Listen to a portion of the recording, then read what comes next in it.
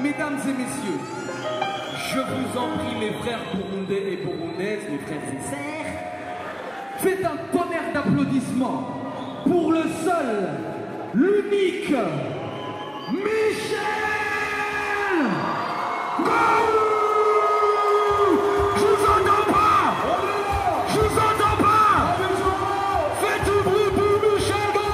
Michel Ngou, la superstar de la soirée. Tout le monde, il arrive. Il arrive. Michel Ngou. Michel Ngou. Je vous entends pas. Michel Ngou. Ngou. Ngou. Ngou. Hey.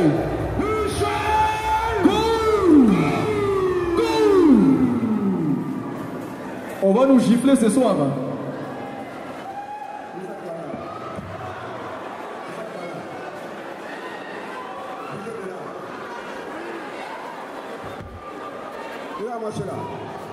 Ça va pas chez vous.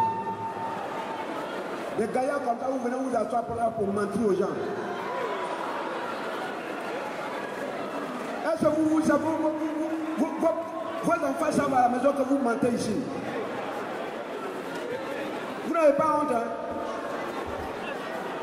Oui, il y a quoi pour vous? Asseyez-vous s'il vous plaît. Merci.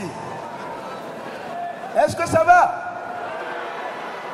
On dit ici là c'est VIP. Ici c'est VIP. Mais vous êtes deux hommes, deux femmes. Est-ce que ça va? Là. Est-ce que ça va ici? VIP, est-ce que ça va? Les VIP là, quand eux ils font pas trop de bruit, hein. Même quand ça fait rire, il dit et puis c'est fini. C'est ici là on s'éclate. Là on s'éclate. Bon, ça va bien? On va faire une chose. On est divisé en 3 groupes. Il y a un groupe là. Attendez, je vais monter. Et puis on va bien se distinguer. On va bien se gifler. Voilà.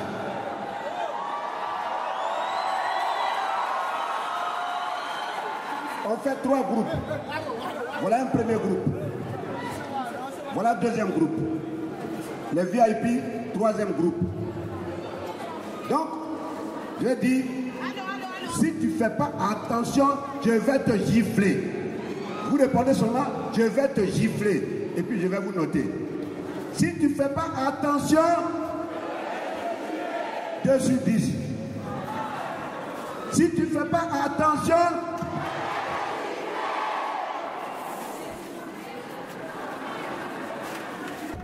5 sur 10.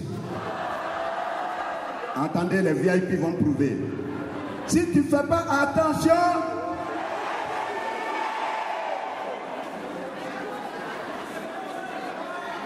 4 sur 10. Si tu ne fais pas attention, 6 sur 10. Si tu ne fais pas attention, 8 sur 10. Si tu ne fais pas attention, 1,5. Est-ce que vous êtes bien assis? Vous êtes bien assis? Et moi aussi, je suis bien assis. Voilà. C'est chaud, hein? C'est chaud. Est-ce qu'il y a des Camerounais dans cette salle? Les Camerounais, ils voyagent beaucoup, hein? Là où on ne pense même pas les trouver là, c'est là ils sont. Il y a des Congolais? Ouais, les passe-partout. Est-ce qu'il y a des Ivoiriens? Depuis qu'on a connu la guerre, l'Ivoirien a choisi de voyager. là, c'est grave. Voilà, en parlant de guerre, au temps chaud de la Côte d'Ivoire, c'est-à-dire au moment où on sentait la guerre venir. Ah, moi j'étais à Abidjan. On sentait la poudre de la guerre. Donc, il y a le camp Ouattara et le camp Gbagbo qui se guettaient en chien de faïence. Donc, ils ont fait un panel de discussion et de rapprochement des deux parties. On les appelle les médiateurs.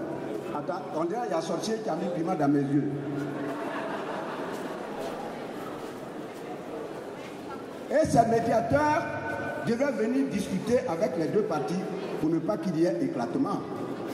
Maintenant, parmi ces médiateurs, il y avait un Chinois. Le Chinois, il s'appelle Kim Hong. Et Kim Hong, lui, dans son pays, en Chine, là-bas, c'est un maître de karaté. Là-bas, quand tu es fort, ça ne se mesure plus par la couleur de la ceinture. On te coud un boubou brodé. Et là où ta force se limite, là, la broderie s'arrête là. Mais Kim Hong, lui, son boubou est brodé jusqu'au pied. Ça veut dire qu'il est hors concours. Il devait venir. Donc, on lui a dit, attention, là où tu vas en Côte d'Ivoire, là, pour un oui ou pour un non, on te gifle. Donc, fais attention, il y a un gifleur professionnel là-bas. Lui, on l'appelle Go. Donc, si tu vas, il faut lier amitié avec lui. Comme ça, tu es sous protection. Effectivement, Kim Hong, il arrive à Abidjan, et puis il allait élire domicile à Abobo, juste à côté de moi. Il m'a pris, il dit, Go, tu es mon ami. J'ai dit, ok. Moi, je m'appelle Go. Et toi? Il dit, Kim Hong. J'ai dit, ok. On sort un matin, on s'en va se promener. Je vais lui montrer aussi la beauté d'Abidjan. Dès qu'on est sorti, on est sur le boulevard. Il me dit, Gong, Gong, Gong. J'ai dit, on dit Go, c'est pas Gong. Go. Il dit, Gong, Gong. Ça, c'est quoi? J'ai dit, ça, là, c'est notre boulevard. C'est ça, le grand boulevard. Il dit, non, ça, c'est petit, ça. Ça, c'est trop petit. Chez nous, en Chine, là-bas, c'est grand, grand. Il dit, ah, d'accord. On continue. On voit notre palais de la culture où on fait le théâtre. Il dit, ça, là, c'est quoi? Il dit, ça, c'est le palais de la culture. Il dit, ah, ça, c'est trop petit, ça. Chez nous, en Chine, c'est grand, grand. Il dit, ah, d'accord. On s'en va. Voilà le stade, le grand stade du Fouet-Boigny. Il dit, comment ça, là, c'est quoi? Il dit, c'est notre stade. Il dit, ah, ça, c'est petit, ça. Chez nous, en Chine, le stade, c'est grand, grand. Il dit, ah, d'accord. Donc, chez vous, là-bas, tout est grand. Chez nous, ici, tout est petit. Alors seulement. On arrive. J'ai dit, bon, lui, là, je vais le faire encaisser. Je l'ai fait rentrer dans le marché d'Ignam. Vous connaissez les Ignam? On est rentré dans le marché d'Ignam. Les plus grosses Ignam, là, c'est là-bas on est rentré. Il voit l'Ignam. Eh, viens. Ça, c'est quoi? Il dit, ça, là, c'est suppositoire. Je dis quoi? Je dis, c'est suppositoire. Quand tu es malade, là, c'est ça, on te met dedans. Il dit, ah, mais ça, c'est gros, ça. Chez nous, en Chine, c'est un petit. Je dis, ah, donc vous prenez de fait aussi sauvage. Je dis, lui, là, je ne vais plus me promener avec lui. Et un matin, Kim Hong descend de son hôtel pour prendre un café. Il commande son café. Madou, qui est chauffeur de minibus, il est assis à ce café-là. Mais lui n'a pas d'argent pour se donner un café. Kim Hong, il a dans sa main un journal. Mais ce que vous ne savez pas, Madou, qui est chauffeur de minibus, il est goula. Donc il parle le malinké. Entre la langue malinké et la langue chinoise, il y a des similitudes. Les deux disent la même chose, mais la signification diffère. Par exemple, le malinké, quand il dit Naya, ça veut dire viens ici. Or, en chinois, quand on dit Naya, on dit va te coucher. Le Chinois a commandé son café, on dépose la tasse de café à côté de lui.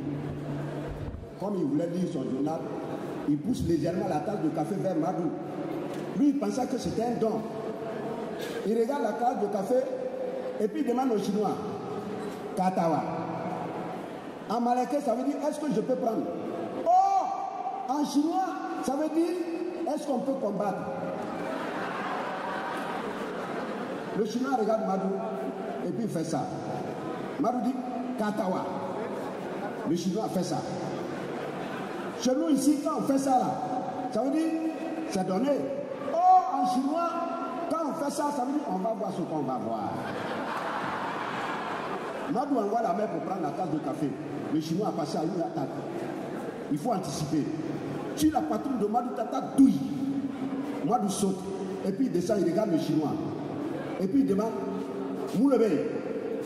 En malais, ça veut dire qu'est-ce qui se passe? Oh, en chinois, ça veut dire est-ce qu'on peut combattre? Moi, je suis prêt. Le Chinois se place. Il se place et il prend position. Quand Madou a vu ça, il sait que ça là, c'est pas pour te dire bonjour. Il demande au Chinois, quel est le roi? En malinqué, ça veut dire, c'est pas là. Oh! En chinois, ça veut dire, je suis prêt, viens. Le Chinois s'en va sur Madou, tata, poum, poum, poum. Madou tombe, il se relève. Et il demande au Chinois, Namou le Kila. En malinqué, ça veut dire, qu'est-ce que je t'ai fait? Oh! En chinois, ça veut dire, si tu es sûr de toi, reviens. Le Chinois est parti sur Madou. Tata tout touille. Madou tombe. Et puis il se relève. Madou, il est courageux. Hein. Si c'est moi là, je me tais. Parce que tu ouvres la bouche, on frappe. Tu ouvres la bouche, on frappe. Tais-toi. Lui aussi, c'est sa bouche là, tu vas le tuer. Il est couché là. Et puis il demande au Chinois. Il me fait comme Faraloa. En malinqué, ça veut dire tu veux me tuer. Oh! En chinois, ça veut dire si tu es vraiment né de ta mère, reviens sur moi.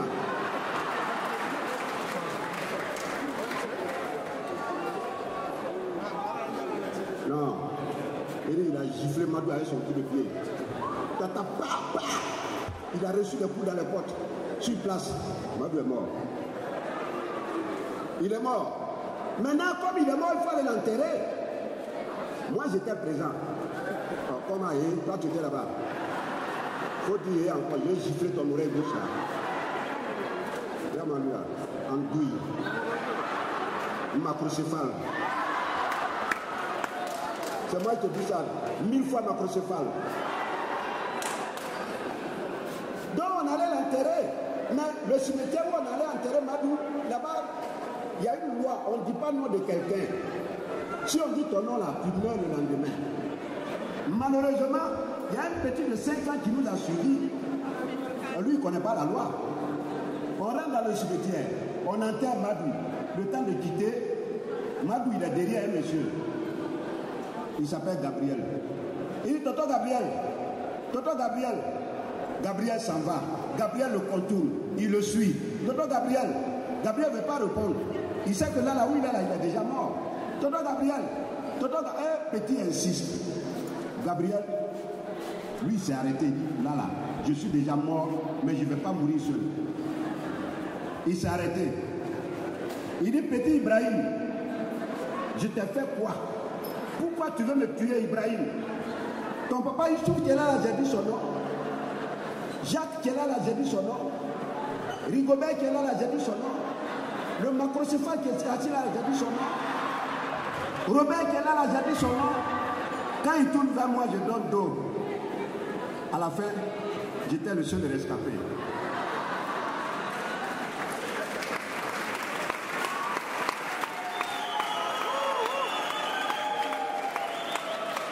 Je me suis dit, quand c'est comme ça, go, remets ta vie à Dieu. Donc, pour remettre ma vie à Dieu, il y a deux chemins. Il y a le chemin des catholiques et puis il y a le chemin des musulmans. Qu'est-ce que je vais choisir? Selon vous, je choisis quoi? Catholique. Moi, j'ai choisi musulman. Je choisis d'être musulman. Mais, ce que vous ne savez pas, c'est que ce jour-là, je suis allé voir l'imam. Je dis l'imam, il faut me baptiser, je vais être un musulman. Il dit, assieds-toi. Il a enlevé tous mes cheveux. Voilà ce que ça a donné.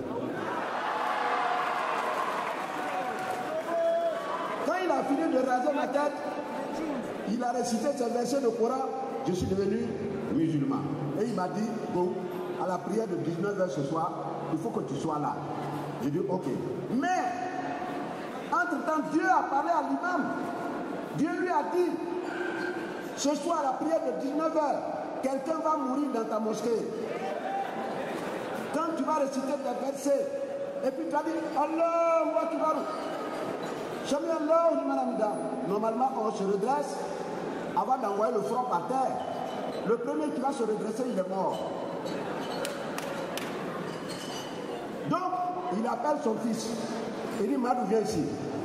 Le soir, là, voilà ce qui va se passer. Solidarité masculine, de bouche à oreille, tous les hommes de la mosquée sont informés. Il appelle sa femme. Protoum, viens.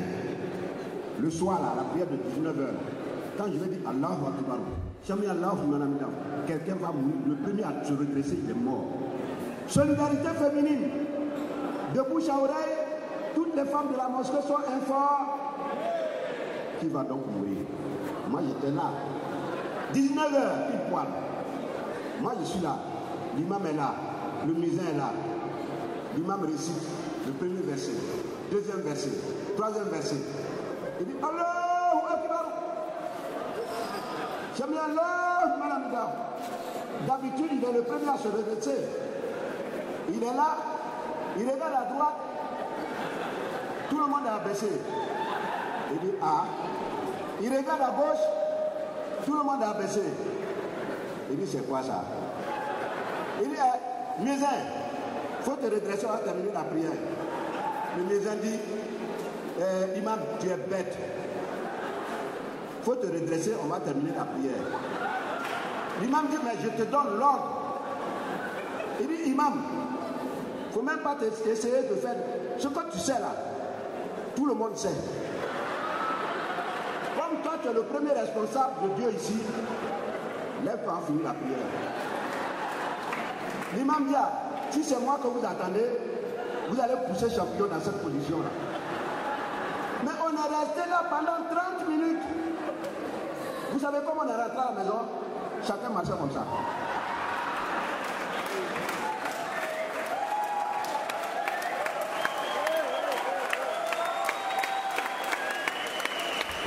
Moi j'arrive à la maison, je plonge directement dans le lit. Rescapé.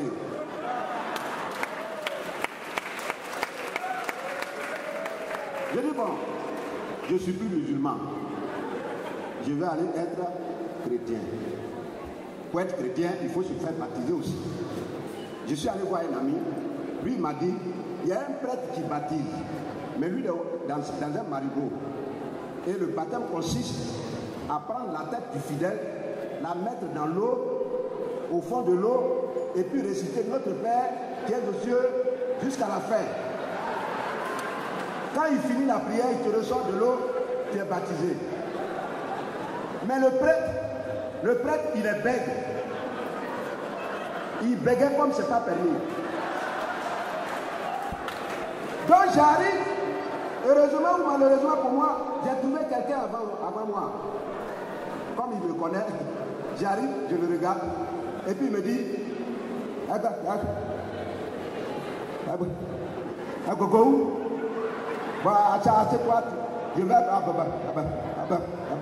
baptiser lui là, avant de te moi-même je te baptiser, je dis voilà. Je dis ok. Je suis allé m'asseoir sur une chaise, et puis je le regarde. Il prend la tête du pauvre type, et puis il la fout dans l'eau. Et puis il commence. Notre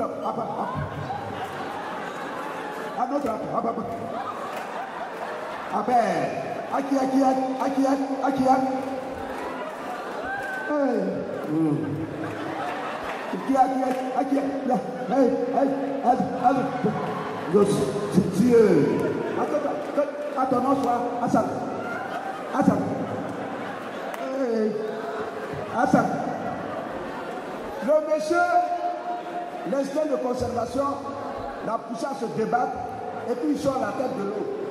Il dit sanctifié. Le prêtre dit, regarde, c'est pas toi qui fais la prière.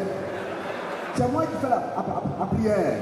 Il faut te calmer.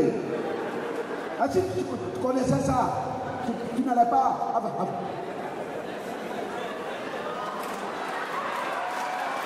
Viens ici. Tais-toi, je vais te baptiser.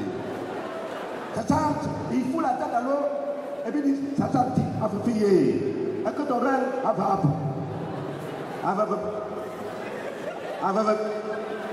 vienne. Et que tu as avant de dire volonté, le monsieur est devenu mou dans sa main.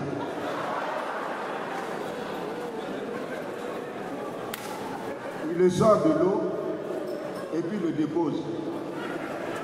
Il me regarde.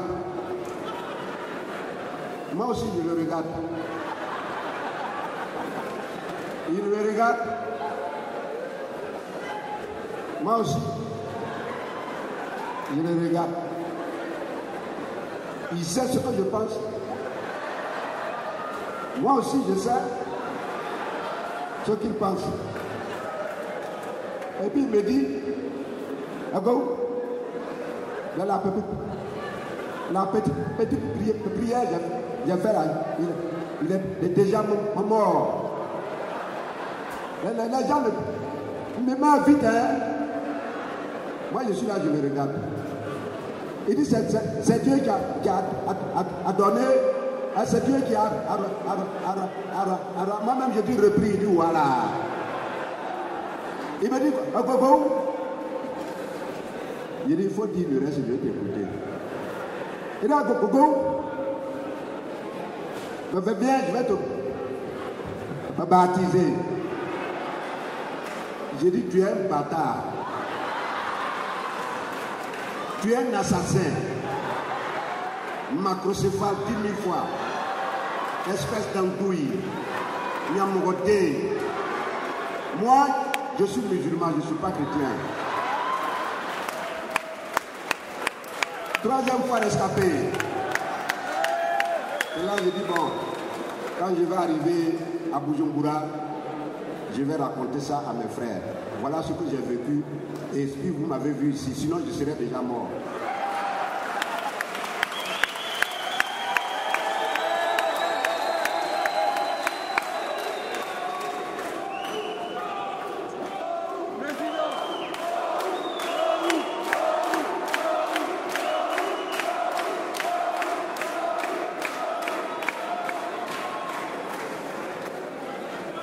Ça veut dire que vous avez vraiment le bruit. Vous avez le bruit. On voit la différence entre vous et les VIP. Vous avez gâté vos noms. Alors, merci beaucoup, messieurs et dames. Merci d'être venus. Tout le plaisir a été pour moi de découvrir ce beau pays qu'est le Burundi. Et puis, cette belle capitale.